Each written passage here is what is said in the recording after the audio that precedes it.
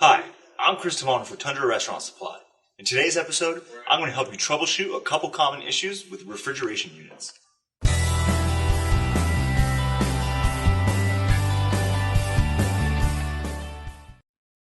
So two common issues we see with refrigeration units is they're not getting up to temperature correctly or down to temperature, cooling in an effective manner, or the compressor is just constantly running and burning out. So one issue could very well be that you have an ice buildup on your coils. As well, you notice that these grates are very thin aluminum vents. A lot of times what can happen is since these are so fragile and aluminum, they can just fold in right on themselves. And what can very well happen is this can easily get kicked, a pan can fall into this, and at the same time, since they are so fragile and easy to bend, that they'll just bend closed shut on themselves. And there you will not get any airflow, restricting your compressor to put your coolant at the right temperature range for your refrigeration unit.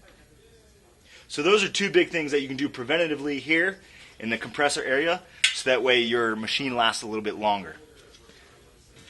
And last but not least, always check your door gaskets. A lot of times these can start to deteriorate, break down, come off from the glue on the actual aluminum itself.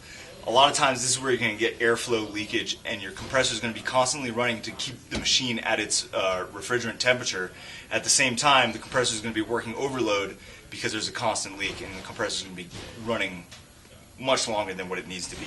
So always be sure your gaskets are in good shape and you replace them accordingly. If you need some tips on how to replace them, go ahead and check out our other video about replacing refrigerant gaskets. And I'm Chris for Tundra Restaurant Supply. That's how you perform some very easy preventative maintenance on your refrigeration units. Until next time.